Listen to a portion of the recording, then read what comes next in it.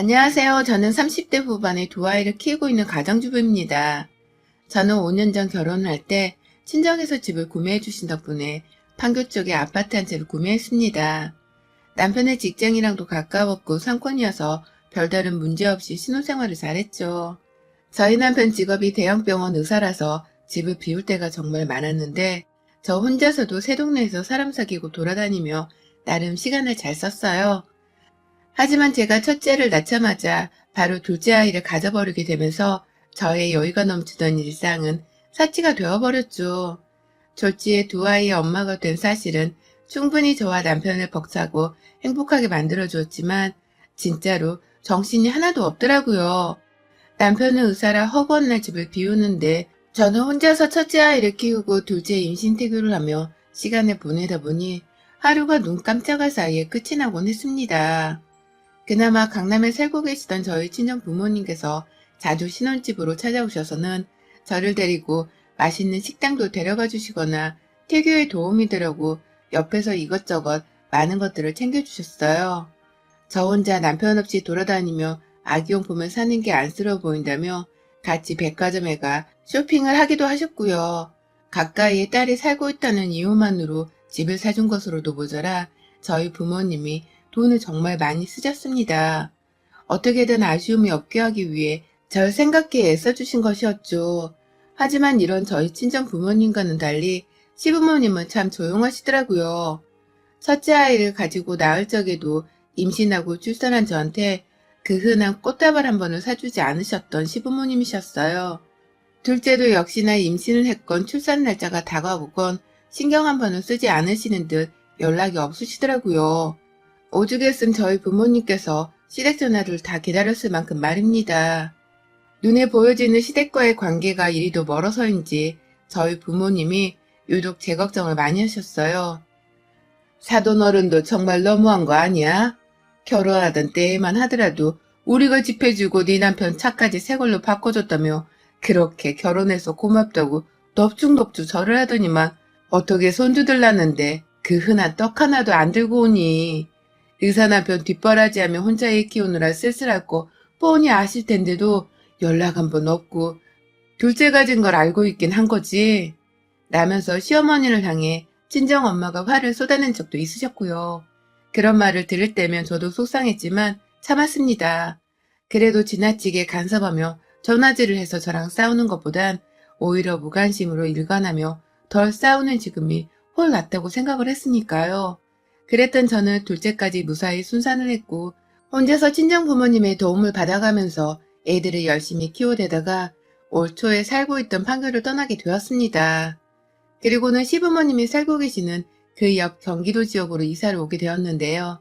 그것도 무려 시부모님의 집 바로 아래층 아파트로 이사를 와버렸답니다. 갑작스럽게 결정한 것은 아니었어요. 둘째를 낳고 나서 얼마 지나지 않아 시부모님이 운전을 못하시는 바람에 쉽사리 제 아이들을 보러 오실 수가 없다며 불평을 한껏 늘어놓으시더라고요. 첫째는 딸이었고 둘째는 아들이었는데 아들 손자가 태어나는 것이 너무 신기해 죽겠어서 한번 가보려 하다가도 거리가 멀고 피곤해서 갈 수가 없다며 속상해 하셨어요. 그러니 저도 시부모님 마음이 신경이 쓰여서 다른 것들은 생각하지 못한 채 직접 차를 몰고서는 시부모님 댁으로 놀러를 가곤 했습니다. 아이들도 시부모님을 만나며 사랑을 받으니 마냥 좋아라 했고요. 시부모님도 너무 기다렸다는 듯이 지극정성으로 아이들을 돌봐주시니 저 또한 기분이 남다르더라고요. 친정 부모님만큼 아이들을 예뻐라 해주시는 시부모님이 그간 겨우 차 한 대가 없다는 이유로 아이들을 보러 오시지 못하셨다는 생각이 들어서 남편에게도 아쉬움을 토로했습니다. 시부모님께 이제라도 차를 사드려야 할지 아니면 교통수단으로 기사님이 있는 렌트 차량이라도 대접을 해드려야 하는지 뭐 별의별 서비스를 다 생각해보며 제 딴에 예쁨 받는 며느리가 되어보고자 신경을 썼어요. 그러다 결국 시부모님의 집 아래층 매물이 나왔다는 것을 시어머니의 입을 통해 전해 듣게 되었습니다. 우리 집 아래층에 매물이 나왔는데 한번 봐볼려? 매일 애들을 보면 내가 다 키워주고 보살필 수 있는데 라고 제게 지그시 물어보시더라고요. 처음에는 그 소리가 자기 아랫집으로 이사를 오라 하는 소리인가 싶어서 상당히 혼란스러웠습니다. 아무리 제 아이들을 돌봐주시고 또 저의 결혼 생활에 아무런 간섭을 하고 살지 않는 분이시라 하더라도 제게는 시부모님이셨기에 불편함이 있었거든요. 바로 위아래층에 딱 붙어 살면 언젠가 분명 갈등이 생길 만한 상황이 나타날 수 있다고 생각했어요. 그래서 최대한 대답을 하지 않은 채 요즘 같은 세상에 집 팔고 사는 사람이 있네요. 라며 딴 말로 돌렸죠. 하지만 그러고 나서 생각을 해보니 나쁠 것이 없더군요. 저는 이미 예전부터 제 육아를 많이 도와주시는 친정 부모님 댁 가까이에서 살아보고 싶은 마음이 컸거든요. 그래서 실제로 강남 매물을 여러 개 알아봤었는데 그때마다 집값이 너무할 정도로 높은 바람에 아쉬웠는데 차라리 시댁 가까이에 사는 곳도 나쁘지 않겠다는 생각을 해버렸죠. 시어머니가 저에 대해 간섭을 하는 스타일도 아니셨는데 나 대신 아이들을 돌봐주시려 하신다면 나 또한 개인적으로 보낼 수 있는 시간이 많아질 것이니 말입니다. 저도 차가 있으니 얼마든지 부모님과 친구들 사는 강남까지도 단시간에 이동이 가능할 거라 생각을 했어요. 그래서 남편에게 시어머니 댁 아래층으로 이사를 가는 건 어때? 라며 말을 했고 의외로 남편이 아주 단시간에 그러자고 수긍을 한 바람에 정말 졸지에 얼떨결에 제가 나서서는 저희 가족들을 시댁 아랫집으로 모두 다 데리고 왔습니다. 남편은 오히려 자신이 일 때문에 집을 비울 때가 많은데 자기 어머니가 위층에 살고 있으면 저를 자주 보살펴주러 와서는 아이를 돌봐주는 것도 도와줄 것이라며 좋아라 했고요. 처음엔 제가 제안만 했을 뿐 거의 이사를 가자고 주도를 하고 집 팔고 계약까지 하는 건 남편이 앞장서서 했을 정도였죠. 자기 병원은 고속도로 따라 달리면 서울로 출근하는 것과 다를 것이 없다며 괜찮다고 하길래 저도 부담을 덜은 채로 일단 최소 몇 년은 한번 살아보자는 마음으로 이사를 감행했어요. 시어머니의 아랫집으로 말입니다. 하지만 이사를 오자마자 모든 것이 달라졌습니다. 이삿날 당일까지도 제 아이들을 도맡아주면서 하루 종일 저희 부부가 이사하면 몰두할 수 있도록 배려를 해주셨고 남편과 다 같이 불러다가 밥까지 먹여주시며 살뜰하게 돌봐주신 저희 시어머니가 바로 그 다음날부터는 전혀 딴 사람이 되어버리시더라고요. 마치 제가 굳이 아이들을 맡기기 위해 그리고 아이들을 보여드리기 위해 시댁 아래층으로 이사를 올 필요가 없다는 듯이 말입니다. 남편이 출근한 날 시어머니는 아무 소리 소문 없이 감쪽같이 사라지셨고 아이들을 데리고 시댁에 올라가자 급기야 안에서 사람 소리가 들렸음에도 누구 하나 문을 열어주지 않으셨어요. 그러니 저도 더 기다리지는 않고 집으로 내려왔죠. 분명 아이들도 많이 봐주시겠다며 이삿날에도 남편과 제 손을 붙잡은 채로 와줘서 고맙다. 이제 정말 밥 안 먹어도 배부른 기분이야. 라며 세상 좋아라 하시던 시어머니는 결혼할 적에 저희 부모님께 그랬던 것처럼 또다시 쌩을 까버리며 연락도 모습도 보이질 않으셨습니다. 그러다 아주 가끔씩 본인들이 지루하다 싶을 때 무턱대고 저희 집을 찾아오셨고요. 그러면 저는 아기를 데리고 낮잠을 자거나 살림을 하다 말고 시부모님을 집안에서 정신없이 멸셔야 했네요. 뭔가 단단히 이상하게 돌아가고 있음이 분명했습니다. 그런데 더 이상한 건 꼭 두세 박이 벌어졌어요. 이사하고 한 3주 정도 소음이 지속되었던 것 같아요. 남편이 출근을 해서 집을 비우고 있던 시간만 골라서 아주 집중적으로 말입니다.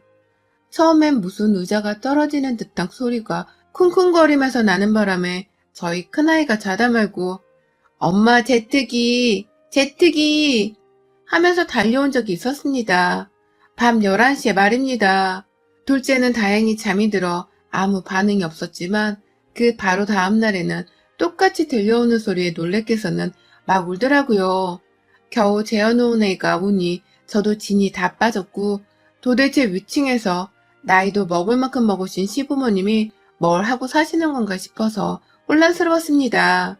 그 나이에 줄넘기를 하며 소음 유발을 할 것도 아닐 텐데 어째 이런 쿵쿵대는 소리가 밤 11시만 넘으면 들려오나 싶어서요. 두두두거리는 소리와 발로 찍는 소리, 뭐 여러 가지 형태의 사람이 만들어내는 소리가 천장 위에서 울려 퍼졌고 저로서는 정말 스트레스가 극에 달했습니다. 시부모님이라서 층간소음을 제대로 따질 수도 없고 정말 미치겠더라고요. 정신이 거의 반쯤 나가서 예민하고 극도로 짜증이 치솟아 있을 때 결국 저는 시댁으로 찾아갔어요. 그때는 한창 어머님께서 저희 애들을 보러 내려오지도 않은 지 일주일 정도가 되어가고 있던 때였는데요.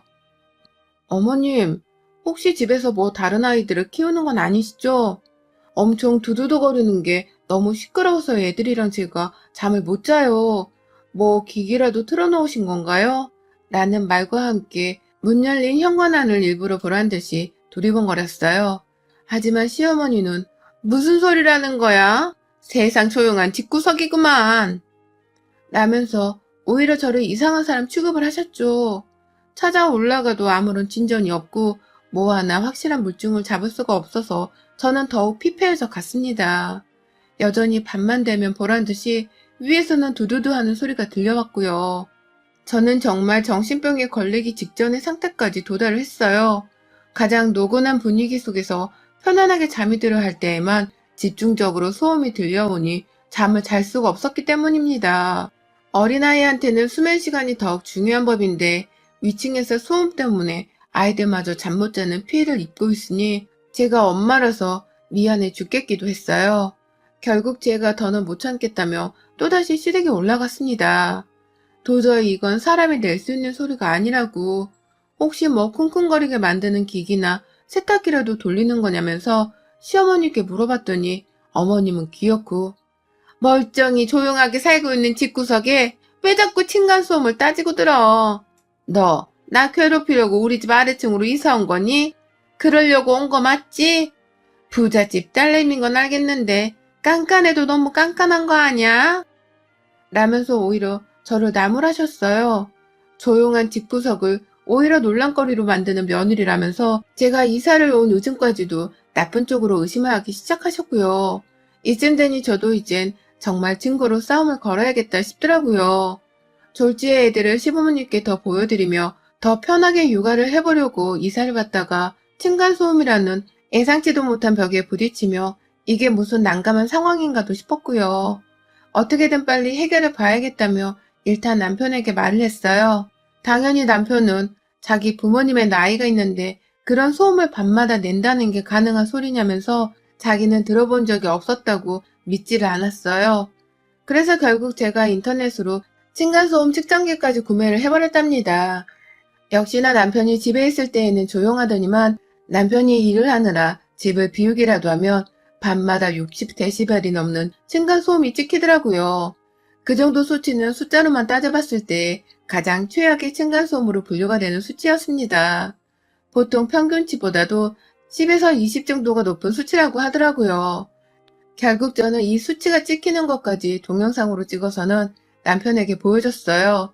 그제서야 남편도 정확한 수치의 층간소음 정도가 파악이 된 건지 입을 다물지 못했고요. 이게 도대체 어떻게 된 일이냐며 위층에서 무슨 일이 일어나고 있는 것이냐면서 머리를 쥐어 싸맸죠. 결국 그날 바로 남편이 시댁으로 가더라고요. 어떻게든 단판을 지어볼 작정으로 말이죠. 그리고 나서 한참 후에야 내려온 남편은 제게 아무 소리를 하지 않은 채 오히려 이제 보니 바로 위층인 우리 부모님 집이 아니라 그 옆집인가 보더라고. 층간소음도 대각선 방향으로 전달이 되는 거거든. 내가 혹시나 몰라 옆집도 다녀왔더니만 안에서 무슨 소리를 하나 보던데 조심해달라고 했으니까 이제는 별일 없을 거야. 라면서 시댁이 아닌 그 옆집이 문제였단 말을 했죠. 너무 궁금해서 무슨 소리를 했던 건지, 왜 한밤중에 했던 건지 속사포처럼 질문을 쏟아냈어요. 하지만 남편은 더 이상 말이 없었고 그제서야 저도 조금은 진정이 된 채로 어떻게든 소음의 출처를 알게 되어 다행이라 여겼습니다. 그렇게 무사히 이 난관도 지나치는 듯 했고 당장 시부모님께 사과의 말씀도 드려야겠다 싶었어요. 제가 함부로 층간소음 유발자라 오해를 한 상황이었으니까요. 다음날 바로 저는 시댁으로 가서 사과의 말씀을 전해드렸고 빈손으로 가기 뭐해서 직접 담근 불고기까지 새 용기에 잘 담아 전해드렸습니다. 혹시 몰라 더 쓰시라며 평소 남편이 용돈을 보내드리고 있었음에도 불구하고 돈 100만 원을 넣어드렸고 오해해서 죄송하다며 연신 거듭 사과를 했죠. 그러자 시부모님도 처음에는 굉장히 떨떠름하게 여기면서 그럴 수도 있겠지 라고만 하시다가 조금씩 마음을 여신 건지 다음부턴 우리 서로 조금은 더 믿고 배려하며 살자. 라며 어른답게 조언을 남겨주셨고요. 그러니 저는 더 부끄럽고 죄송할 수밖에 없었습니다. 그런데요, 아니 남편이 분명 괜찮아질 것이라고 신신당부를 했음에도 불구하고 그로부터 나흘 정도 지나서 남편이 다시 야간 근무로 집을 비운 사이 소음이 또 들려오기 시작했어요. 이번엔 정말 어마어마할 정도로 두두두 거리는 소리가 말이죠. 완전히 새 아파트는 아니었기 때문에 사소한 소음 정도는 충분히 들릴 수 있다는 것 정도는 저도 잘 알고 있었습니다. 하지만 보란듯이 낮에는 아무 소리가 없다가 밤 11시라는 늦은 시각이 넘어가기만 하면 사람들이 잠 못 잘 정도의 소음을 내는 건 분명 문제가 있는 것이라 여겼죠. 이걸 어떻게 하다가 결국 저도 층간소음으로 인한 충동 같은 게 느껴지더라고요. 살인충동 말입니다. 결국 저는 경비실에 신고전화와 함께 지금 집으로 좀 와달라 부탁을 드렸습니다. 동시에 경찰도 불렀고요. 그 한밤중에 오만 사람들이 다 저희 집으로 들어와서는 소리를 확인하는데 또 기가 막힌 것이 그 순간에는 아무런 소음이 들리질 않더라고요. 마치 경찰이 와 있는 것을 다 파악하고선 소음을 뚝 멈춰낸 것 마냥 말입니다. 너무 괘씸했던 나머지 저는 그 직전까지 내내 촬영을 하고 있던 영상을 경찰과 경비실에 보여줬어요. 다들 신고를 여러 번 받긴 했지만 이 정도의 층간소음을 본 적이 없다며 혀를 내두를 지경이었죠. 그리고 전 모두가 심각하다는 판단을 내려준 덕분에 더 용기를 얻어서 다 같이 위층으로 올라갔습니다. 발뺌하면 동영상을 보여주며 증거를 들이밀 참이었어요. 모른 척하며 고소를 진행해서 법적으로 시비를 가릴 작정이었고요. 하지만 저는 또다시 위층에 머리를 조아리고야 말았습니다. 정말 허리를 가득 숙인 채로 몇 번을 조아렸는지 몰라요. 그 시각이 12시를 조금 넘긴 때였는데요. 시댁 맞은편집 문을 두드리니 50대로 보이는 한 아저씨께서 자다 말고 나와서는 경찰과 저를 보고 깜짝 놀라시더라고요. 온 가족들이 다 불을 끈 채 자고 있는데 층간소음 때문에 왔다고 하니 저희 말을 기가 막혀 하셨고 이윽고 제가 저번에 저희 남편이 제대로 주의를 드렸다고 말을 하던데 라면서 남편을 언급하니 당신 남편이 누군데요? 본 적도 없는 사람들인데 갑자기 이게 무슨 봉창도 들은 소리입니까? 당신 남편한테 지금 당장 오라고 해요. 내가 직접 내 눈으로 뭐라 말하는지 들어볼 테니까. 라며 오히려 큰 소리를 내더라고요. 누가 봐도 표정은 억울해 죽겠다는 표정이었고요. 그제서야 전 도로 우리 시부모님의 집 현관문을 쳐다봤어요. 아닌 줄 알았는데 결국 이 모든 층간소음을 유발했던 건 이웃집이 아닌 시댁이었다는 생각이 머릿속에 가득 찼죠. 몇 번 현관문을 두드리고 벨을 누르다가 시아버지가 문을 열어주셨고 노인네는 잠을 자지 않은 건지 얼굴이 생각보다 생기 있더라고요. 밖에서 이 소란이 나고 있는데도 두 분은 안에서 뭐라고 계셨던 건지 불은 다 켜져 있는데 시어머니는 밖으로 나올 생각을 안 하셨고요. 저도 모르게 열린 문 뒤에 시아버지를 밀치곤 시댁 안으로 들어갔다가 보고야 말았습니다. 시어머니의 행방을 쫓던 제 눈에 담긴 시어머니의 모습을 말입니다. 글쎄 부엌 한켠에 드럼통 하나를 깔때기 같은 것에 옮겨 담아서는 끌고 들어가고 있다가 저랑 눈이 딱 마주치고야 말았어요. 그 드럼통 그리고 그 옆 바닥에 놓여져 있는 마늘 찢는 방망이 2개를 보는 순간 직감했습니다. 그리고 경찰들한테 이 집이에요! 라며 소리치듯 외쳤죠. 이제 보니 그간 층간소음을 유발했던 집은 시어머니네였고 어쩌다 보니 층간소음을 내게 된 것도 아니라 일부러 만들어낸 것이었더라고요. 굳이 방망이로 거실 바닥을 두드려대고 그 밤중에 드럼통을 옮겨다가 거실 한복판에서 두두두 진동소리를 내면서까지 말입니다. 그 자리에서 시어머니가 끌고 들어가고 있던 드럼통을 잡았어요. 그걸 경찰들이 급습하기 전에 먼저 옮겨놓겠다고 시아버지랑 둘이서 집안에서 들러붙어 낑낑거리는 바람에 밖에서 이웃들 간에 소란이 오고 가고 있는데도 나오지를 않았던 거더라고요. 이게 다 뭐예요, 어머님? 어머님이 범인이셨어요? 라고 언성을 높이자 시어머니는 너 지금 뭔 소리 하는 거야? 라면서 모른 척 계속 드럼통을 옮기려고만 하셨고요. 결국 저는 제 얘기를 좀 듣고 얘기를 나눠보자면서 통 하나를 옆으로 고꾸라지게 밀어버리고 말았습니다.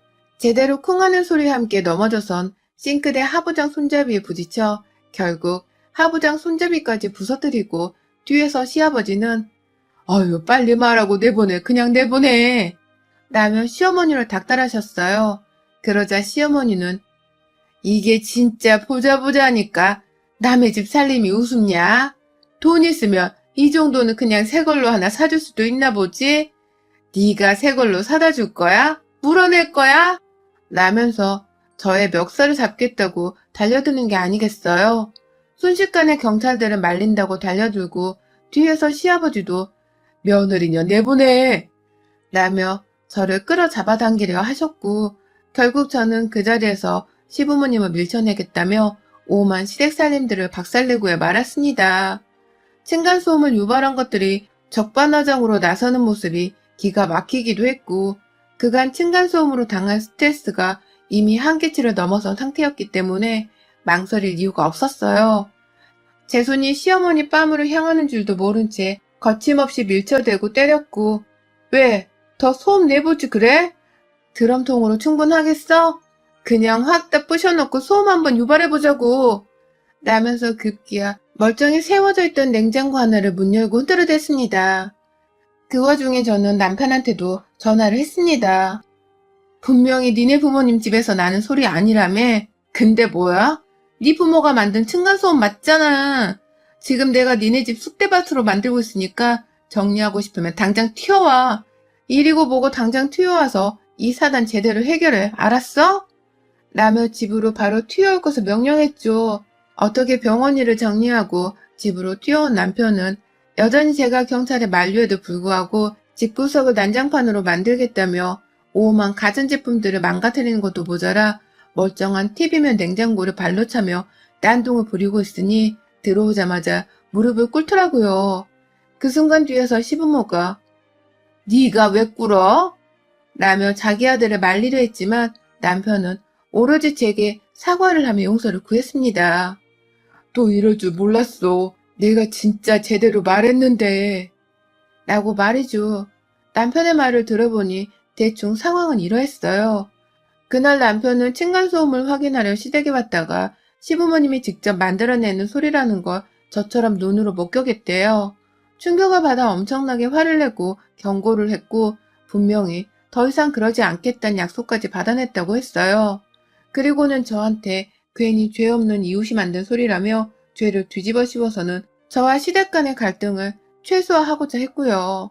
그런 줄도 모르고 저는 직접 만든 음식에 돈 100만 원까지 용돈으로 쥐어주면서 오해해서 죄송하다고 연신 사과를 했었는데 시부모님은 그런 저를 다시 한번 엿먹이려고 소음을 유발했고 오히려 절 우습게 봤던 것이었습니다. 그리고 그 이유는 다름 아닌 제가 너무 잘나고 돈 많은 부잣집 집안의 딸내미여서 그랬다더군요. "네가 얼마나 의사 아들을 우습게 여기면 데려다 놓고 한 번을 내 집에 찾아오게를 하지 않았냐. 바쁜 내 아들을 기껏 의사로 키워놨더니만 며느리한테 홀라당 뺏겼네. 사돈한테 홀라당 뺏겼어." 라며 급기야 저희 친정까지 물고 늘어지는데 할 말이 없더라고요. 남편이 너무 바빠서 저희 부모님조차 남편의 얼굴을 제대로 보고 살지 못하고 계셨고 정작 부인인 저조차도 남편 없이 혼자 육아하고 살림하는 게 대부분이었는데 그런 저희한테 자기 외아들을 빼앗아 간 것들이라며 욕을 하는 시부모님이 제정신이 아니게 보였습니다. 자기 아들이 자신들한테 알아서 효도를 안 하는 걸 왜 나한테 탓하냐고요. 저도 나름 신경 쓴다며 애들을 데리고 자주 시댁을 찾아오는 정성을 보였는데도 말입니다. 이건 뭐 바라는 게 너무 많다 못해 얼굴에 철판을 까셨더라고요. 일부러 저를 괘씸히 여겨서 괴롭히고 싶었던 나머지 애를 돌봐주겠다며 저의 바람을 귀신같이 간파해서는 자기 집 아래로 이사오게 만든 시부모님의 치밀함이 저를 연신 놀라게 만들었어요. 자기 아들한테 피해가 갈까봐 주차장을 들락거리면서 남편의 차량이 없는 날에만 골라서 층간소음을 유발하는 것도 정말 소름이 돋았어요. 결국 저는 더 이상 이 집에서 살 수가 없다며 남편에게 이혼하든 니네 부모님을 이사 보내든 둘 중 하나라도 하라고 했습니다. 그도 아님 내가 또 이 애들을 이끌고서 얼마 전에 끝낸 이사 준비를 또 해야 하는 거냐면서 짜증나 죽겠다고 몸부림을 치며 집구석에서 발악을 하니 남편은 허겁지겁 당연히 우리 부모님이 나가야지. 내가 당장 알아볼게. 라며 저를 진정시켰어요. 시부모님께는 급기야 이제 자식이고 뭐고 없는데 사셔야 할 거예요. 이게 무슨 개쪽이냐고. 내가 얼마나 조용히 이 일을 넘어가게 하려고 모른 척 하려 했는데 이게 뭐야. 어머니 아버지 당장 이사 안 나가시면 그나마 드리고 있던 용돈도 이제 더는 없어요. 자식한테 섭섭하다 하셔도 저 이제 상관 안 합니다. 내가 좀 망가뜨리면서까지 어머니 아버지 진상을 이해할 마음은 추워도 없어요. 라면서 칼같이 시부모의 이사를 요구했고요. 참 돈이란 게 뭔지 결국 시부모님은 그 용돈 한번 계속 받아보겠다면서 이사를 나가시더라고요. 그것도 저희 윗집에서 보란듯이 바로 옆에 붙어있는 동으로 말입니다. 결국 지금 저희 가족들은 다시금 이사를 나갈 준비를 하고 있습니다. 외출할 때마다 시부모님을 마주쳐야 할지도 모른다는 생각이 들어서 정말 껄끄럽고 불편해 죽겠는 상황이거든요. 그나마 윗집이 비어있는 상태라 이제 더 이상 두두두하는 전투적인 소음은 들려오지 않는 것에 위안을 삼고 있습니다. 애 키우며 별 경험을 다 해보긴 했으나 이렇게 피해를 주는 남 아닌 가족은 처음 겪어보네요. 참 대단한 집구석이었습니다. 여러분의 생각은 댓글로 남겨주세요. 오늘도 시청해주셔서 정말 감사합니다.